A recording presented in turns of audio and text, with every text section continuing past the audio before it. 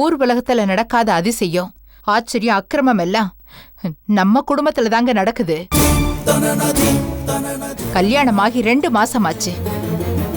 இதுக்கப்புறம் போய் பொண்ணு ஜாதகத்தையும் மாப்பிள்ளை ஜாதகத்தையும் பொருத்தம் பார்க்கணும்னு கேக்குறீங்களே, நல்ல கூத்துங்க. அப்படியெல்லாம் பேசாதீங்க சம்பந்தி. எல்லாம் ஒரு மன திருப்திக்குதான். நாம அவசர அவசரமா தீபா செல்வா கல்யாணத்தை முடிச்சுமே ஒழிய ஜாதகத்தை எங்க பார்த்தோம்? இப்ப கூட எதுக்கு பார்க்கணுங்கிறதா என் கேள்வியே. ஒருவேளை ஜாதகம் பொருந்தலன்னா என்ன பண்றதா உத்தேசம்? எங்க பொண்ணை திரும்ப எங்க வீட்டுக்கு அனுப்பிச்சிருவீங்களா? சம்பந்திமா, இஷ்டம் இருந்தா கொடுங்க, கஷ்டமா இருந்தா விட்டுருங்க. வாய்க்கு வந்தபடியெல்லாம் பேசாதீங்க. உங்களுக்கு இருக்கிற அதே மனவேதனை தான் எங்களுக்கு இருக்கு. நீங்க எதுவும் செய்யாம வீட்லயே உட்காந்துட்டு புலம்பிட்டு இருக்கீங்க.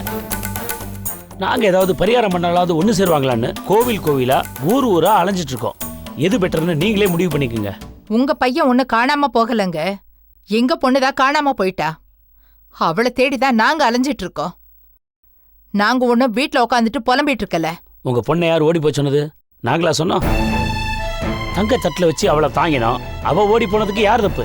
இந்த சம்பந்தத்தை பண்ணதே எங்க தப்பு தாங்க. இந்த பேச்சை இத்தோட விட்டுருங்க. ஒரு பொண்ணுக்கு 2 பொண்ணாவே தொலைச்சிட்டோம், போதுமா? இத பாருங்க, இப்படி எல்லாம் பேசினா நல்லா இருக்காது. நான் சொல்லிட்டேன்.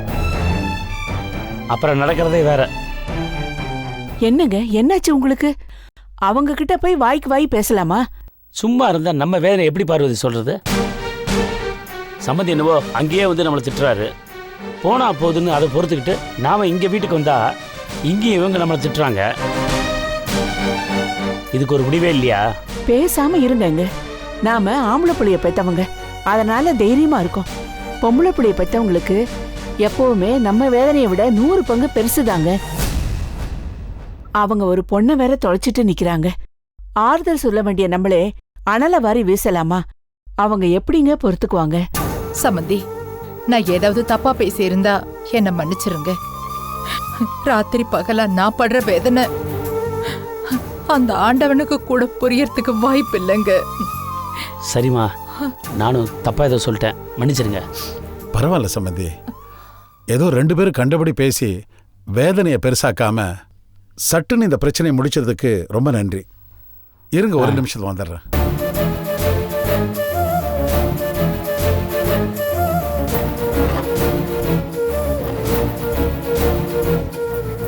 சம்பந்தி, இருக்கு. இந்தாங்க தீபாவோட ஜாதகம். நல்லது நடந்தா சரி. முருகா,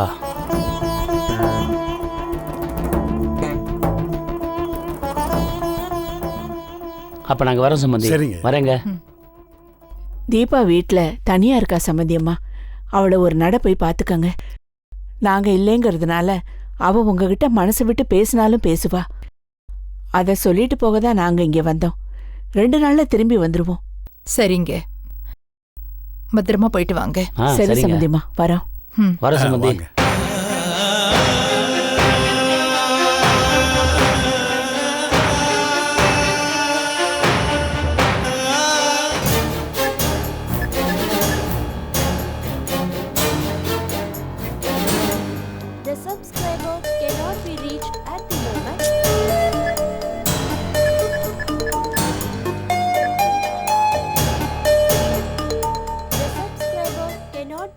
அக்கா, ஆபீஸ்ல ஏதாவது பிரச்சனையா? இல்ல பிரேமா, அவருக்கு தான் ட்ரை பண்ணிட்டு இருக்கேன். 1 வாரமா போன் இல்ல, ஒண்ணும் இல்ல. நானும் ட்ரை பண்ணிட்டே இருக்கேன், நாட் ரீச்சபிள்னே வந்துட்டு இருக்கு. அங்க ஏதாவது பிரச்சனையா என்னன்னு தெரியல. அக்கா எங்க? மகாவை எந்த ஹாஸ்பிட்டல்ல இருந்து யுஎஸ்க்கு அமிச்சாங்களோ அந்த ஹாஸ்பிட்டலுக்கு போய் விசாரிச்சுட்டு வர சொல்லிருக்கேன்.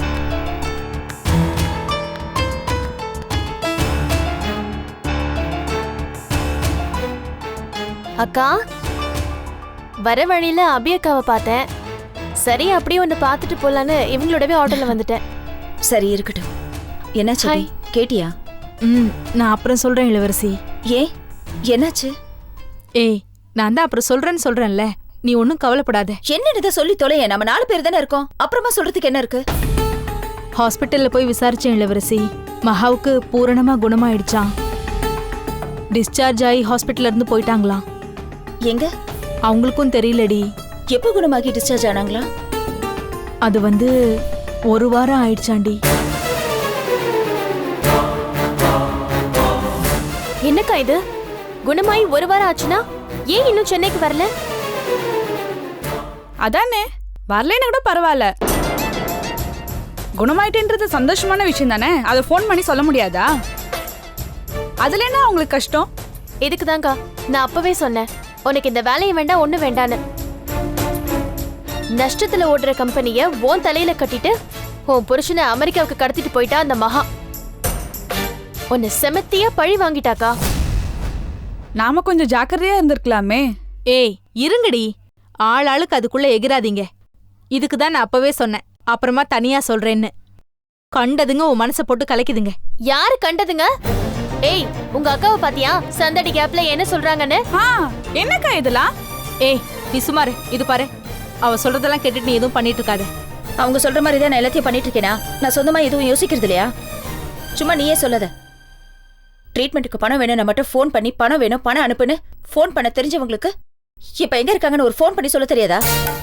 ஏய் என்னடி, என்னமோ உன் பணத்தை தூக்கி கொடுத்த மாதிரி சொல்ற. அவ பணத்தை அவ கேட்டா அதுக்கு அவளுக்கு உரிமை இருக்குதானே? அப்படி பார்த்தா என் அக்கா புருஷனை மகா கூட்டிட்டு போயிருக்கா. கேட்கறதுக்கு என் அக்காவுக்கு ஃபுல் ரைட்ஸ் இருக்கு.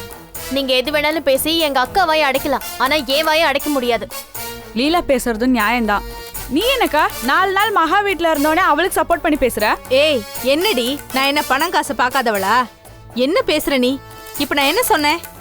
ட்ரீட்மெண்ட்டுக்கு போனவங்க எப்ப வேணாலும் இங்கதான் வருவாங்க, இல்ல எப்ப வேணாலும் ஃபோன் பண்ணுவாங்க.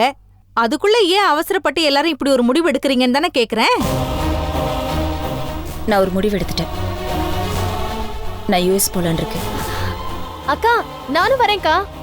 ஏய், அது என்ன அம்ஜிக்கரன்னு நினைச்சியா? அமெரிக்கா. ஏன் நாங்கெல்லாம் போக கூடாதா? என் அக்காவுக்கு துணையா நான் போறேன். அவ மட்டும் என் மாமாவை விட மாட்டேன்னு சொன்னா அமெரிக்கா மண்ணிலேயே அவளுக்கு சமாதி கட்டிடுவேன். இளவரசி, இப்ப நீ எதுக்காக யுஎஸ் போகணும்? கம்பெனி இப்பதான் ஏதோ ஓரளவுக்கு ஸ்டெடியா போயிட்டு இருக்கு. மகாவும் சுப்பிரமணியும் என்ன அங்கேயே இருந்துட போறாங்க? விசா பீரியட் முடிஞ்சதும் இங்க வந்துதானே ஆகணும். சரி, நான் ஒன்னு கேக்குறேன். நீ சுப்பிரமணி சார் மேல சந்தேகப்படுறியா? சச்சே, அப்படியெல்லாம் ஒண்ணும் இல்ல. ஆனா நான் சந்தேகப்படுறேன். கோயிலையே முழுங்கி ஏப்பம் விடுற பிசாசுக்கு கதை ஒரு அப்பளம். அப்படின்னா அந்த மகா பிசாசு நினைச்சானா விசா கிசாலாம் ஒரு பெரிய பிரச்சனையே இல்லைன்னு சொல்ல வரேன். அக்கா இப்ப அங்க போறதுதான் கரெக்ட்.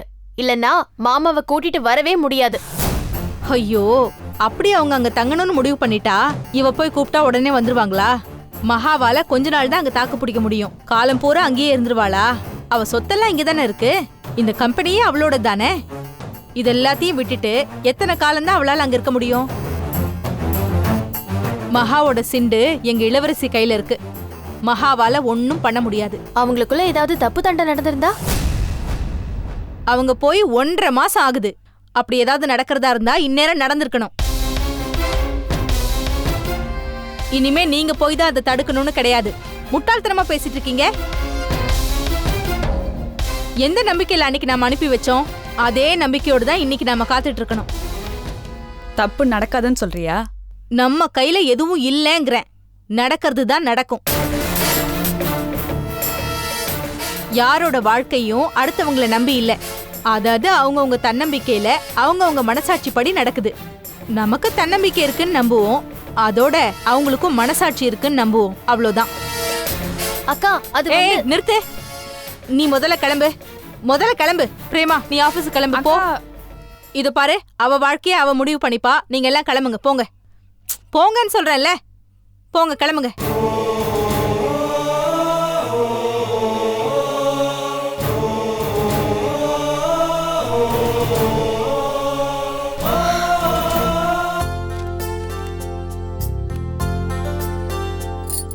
பாப்பா, என்னம்மா வெறும் நியூஸ் பேப்பரா இருக்கு?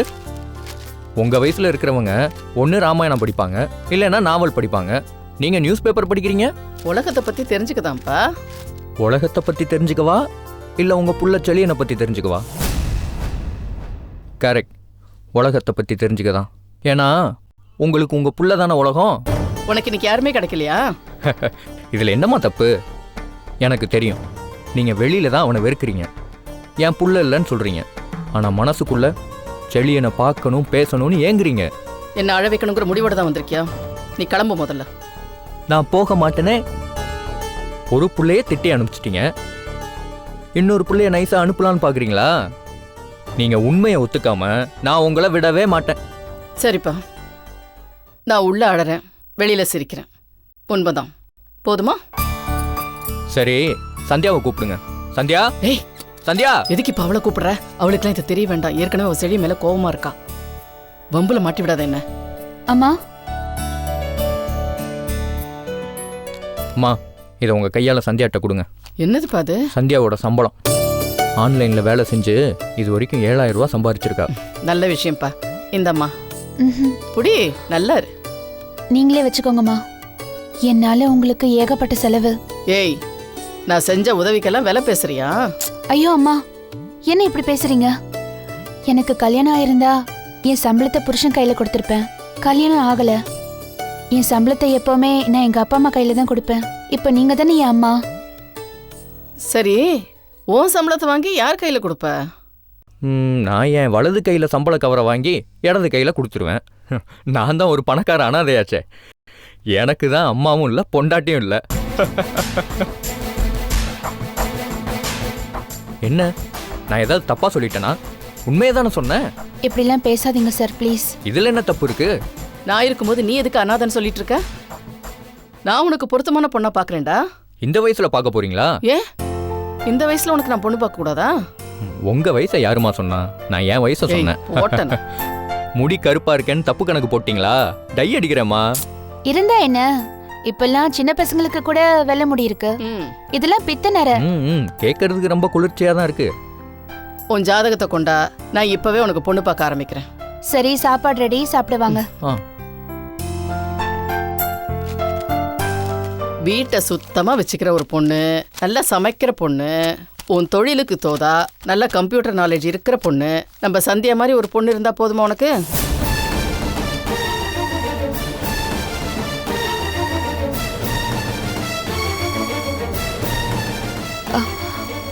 சாப்பிடுவாங்க.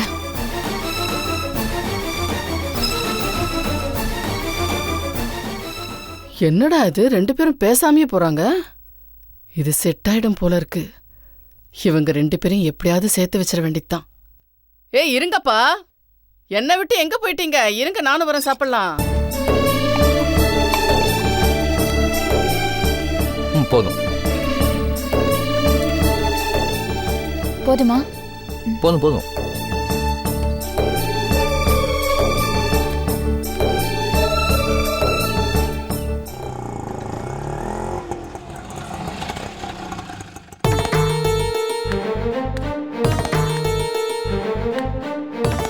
கொஞ்சம் வெயிட் பண்ணுப்பா, வந்துடுறோம். ஏங்க, எதுக்காக வெயிட் பண்ண சொல்றீங்க? எப்படி நம்மளை பார்த்த உடனே தீபா நம்ம கழுத்தை பிடிச்சி வெளியே தள்ளி கதவை சாத்த போறா. அப்புறம் நம்ம திரும்பி போறோம். அந்த நேரத்தில் எங்க போய் ஆட்டோ பிடிக்கிறது? என்ன பேசுறீங்க நீங்க? முதல்ல ஆட்டோ அனுப்புங்க. சொல்றத கேளுங்க. இந்தாப்பா, கிளம்பு. வாங்க.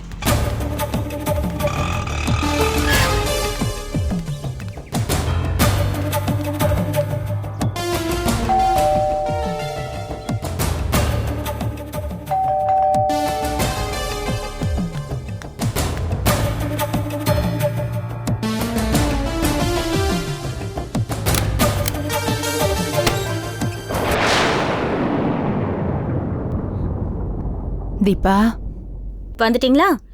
கொஞ்ச நாள் உங்க தொந்தரவு இல்லாம நல்லா இருந்தது. ஏன் வந்தீங்க? ரொம்ப ஓவரா தான் பண்ணிட்டு இருக்க.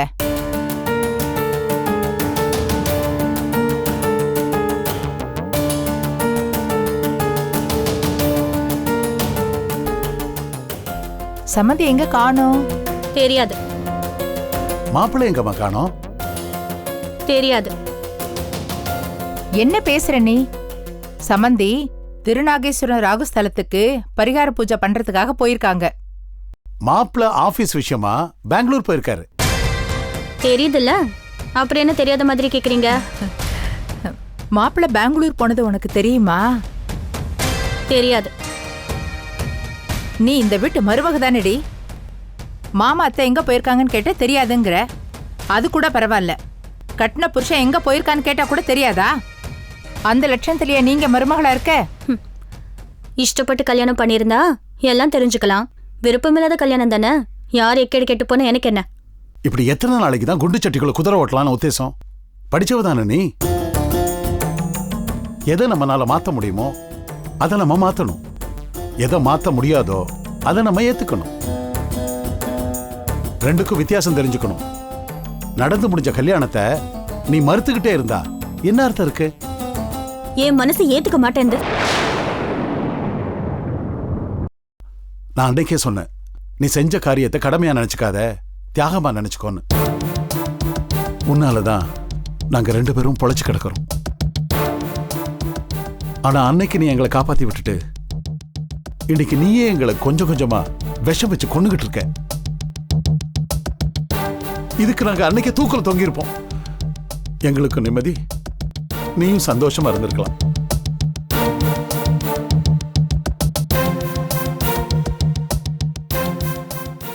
சும்மா சும்மா ஏன் குழந்தை திட்டிட்டே இருக்கீங்க? இவ என்ன விவரம் தெரியாதவளா இல்ல நல்லது கெட்டது தெரியாதவளா? அது சந்தியாவை சொன்னாலாவது பரவாயில்ல, அவ மக்கு. ஆனா நம்ம தீபா அப்படியா? புத்திசாலிங்க, தைரியசாலி. இவ இப்படி நடந்துக்கிறான்னா மனசு எவ்வளவு கஷ்டப்பட்டிருக்கோம்.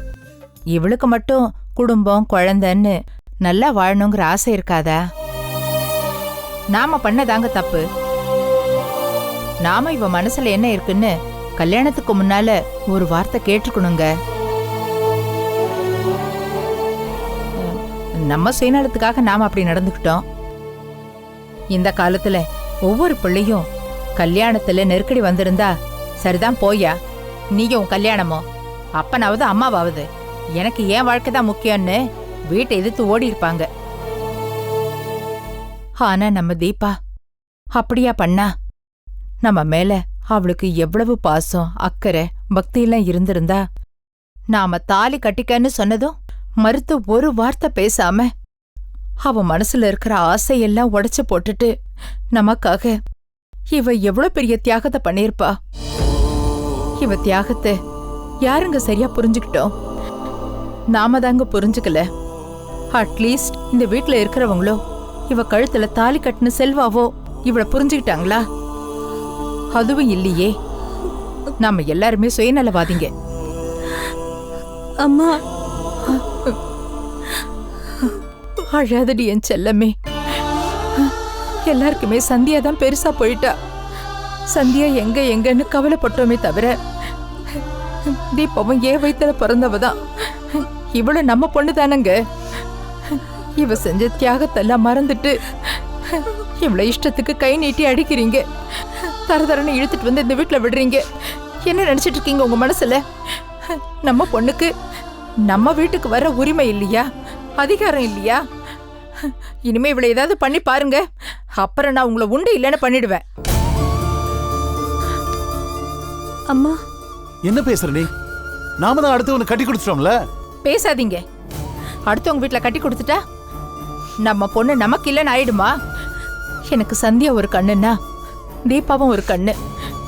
இவ எப்ப வேணாலும் நம்ம வீட்டுக்கு வருவா போவா. அது இவளோட இஷ்டம். இன்னொரு தடவை இவள வீட்டுக்கு வரக்கூடாதுன்னு சொல்ற ரைட்ஸ் உங்களுக்கு இல்ல. அம்மா, அழாதம்மா. வா வா, இப்படி உட்காரு.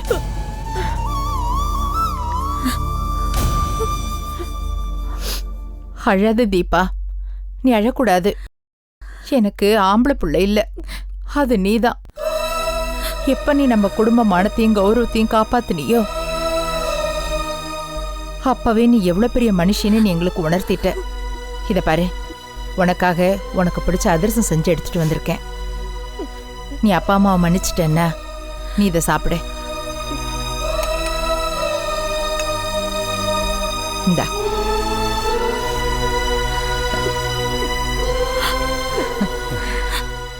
தாய்ப்பால்லேருந்து தலை பின்ற வரைக்கும், அதிரசம் சொல்றதுலேருந்து பள்ளிக்கூடத்துல சேர்க்கிற வரைக்கும் எனக்கு பிடிச்சதா செஞ்சுட்டு இப்படி பிடிக்காத கல்யாணத்தை செஞ்சு வச்சுட்டியம்மா. இதையே இன்னும் எத்தனை நாளைக்குமா சொல்லுவ? நாங்க என்ன உன்னை ஏமாத்திய கல்யாணம் பண்ணோம்? இதெல்லாம் அந்த சந்தியா செஞ்ச வேலை தானே. இது கௌரவத்துக்காக நடந்த கல்யாணம். ஏதாவது தப்பான ஆளையோ இல்ல கிறுக்கனையோ உன்னை கல்யாணம் பண்ணி வச்சிருந்தா நீ தப்பு சொல்லாமா? ஆனா செல்வாவுக்கு என்ன குறைச்சல்? இந்த குடும்பத்துக்கு என்ன குறைச்சல்? நீதாமா அட்ஜஸ்ட் பண்ணணும்.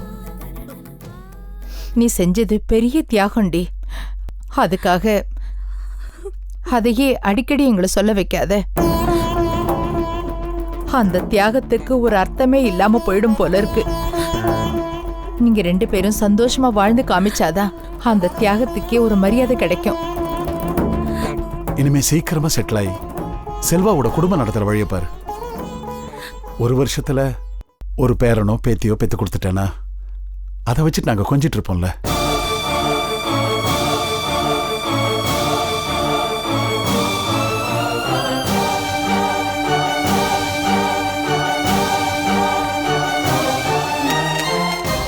சரிம்மா, அதிரசத்துக்கு ரொம்ப தேங்க்ஸ். உங்க அட்வைஸ்க்கு ரொம்ப தேங்க்ஸ். 2 பேரும் கிளம்புங்க.